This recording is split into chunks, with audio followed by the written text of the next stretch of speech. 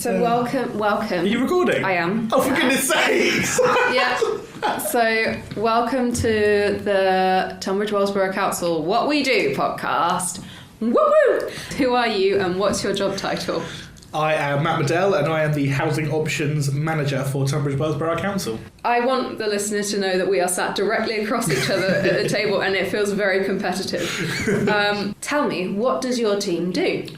So, the Housing Options team, we're quite a big team within the council, and we're a statutory team, meaning that everything we do is governed by law, and ultimately we provide housing advice and assistance, and we help people within the borough who are homeless or threatened with homelessness to find accommodation or remain in their current accommodation. We provide temporary accommodation to vulnerable households who don't have anywhere to live. We also administer the council's housing register and allocate social housing across the borough. And when you say like at risk at homelessness, so we don't have a huge number of rough sleepers in the borough. That's right. But people's stereotype of homelessness is rough sleepers, and that's not what you're... Yeah, they're sort of hidden homelessness. Like you say, we have a few rough sleepers. But when I say homelessness or threatened with homelessness, I mean people who have been served with notice by private landlords or have been asked to leave by their mum or fleeing domestic abuse or their house is uninhabitable because of damp and mould. Various different reasons. Similarly, they might be coming out of hospital or custody without accommodation. Homelessness is vast and it comes from all different avenues. On the day-to-day, what are you up to? What do you do? Me personally or my team? You personally. So I am the Housing Options Manager, so I oversee the whole service operationally. So I am dealing with unhappy applicants. I oversee the team, I make sure things are running smoothly, I do funding requests. It's all very boring, listening. You're supporting your team, and what are they doing? Are they going out and interacting with people on the... I'll tell you what my team do. Yes, tell me what your team do. I don't care about you. Get out! The Housing Options advisors have duty, and they help people in an emergency situation on the day. They also have caseloads that they're working with of homeless households and people who are threatened with homelessness, and they work with those people to try and help them find accommodation. We have private sector housing officers who work with landlords to try and link them up with households at risk of homelessness. We also have tenancy officers who work with people in temporary accommodation to manage their accommodation, make sure everything is as it should be. We have the housing register team who assess applications for the housing register and generate adverts for social housing properties in the borough. All things housing related, really. Yeah, you guys do a lot. And we do. If someone was looking at getting into working in housing, because there's jobs come up because you've got a big old team. Yeah. What sort of qualifications would you look for, but also what kind of demeanour, what kind of personal traits are you looking for? It's a very fast-paced service. You never know what's going to happen, and any plan you make very quickly goes out the window.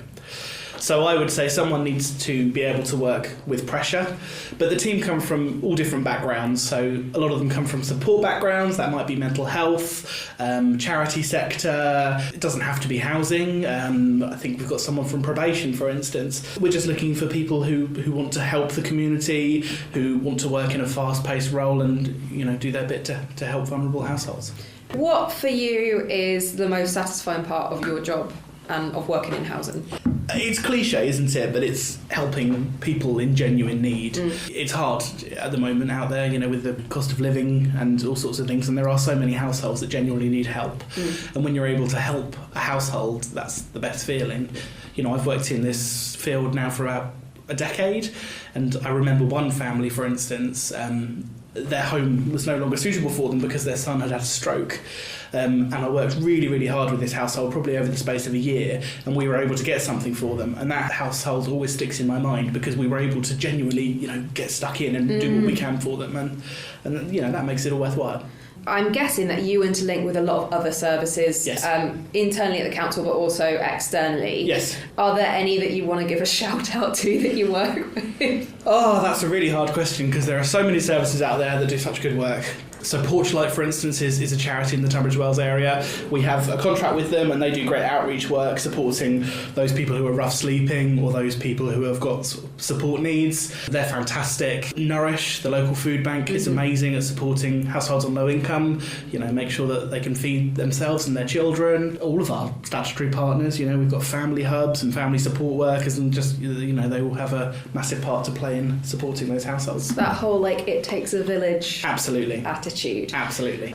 You've spoken a bit about cost of living. So what do you find are the challenges of your role? I mean, homelessness isn't going anywhere. It's very sad to say, isn't it? You look at the news and there are reports about rough sleepers. Yeah, it's hard at the moment to make ends meet for a lot of families out there. And we're lucky that we're quite an affluent borough. But even in Tunbridge Wells, we see a lot of households approaching because they just can't afford their bills and their rent and everything. So that's something we're never going to escape from, or certainly not in the foreseeable future.